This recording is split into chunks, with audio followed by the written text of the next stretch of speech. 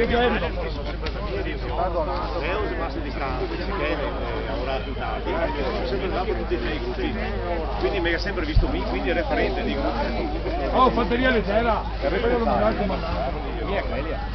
Può essere che viene a fare chiude ogni volta che io apro, aspettare che io apro e lo chiude.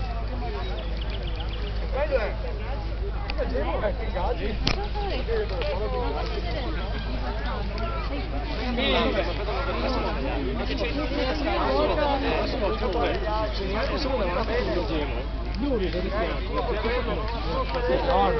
No, dobbiamo fare qua, non è nato, abbiamo le ali. Da una parte di giro. Da una parte di questo qua.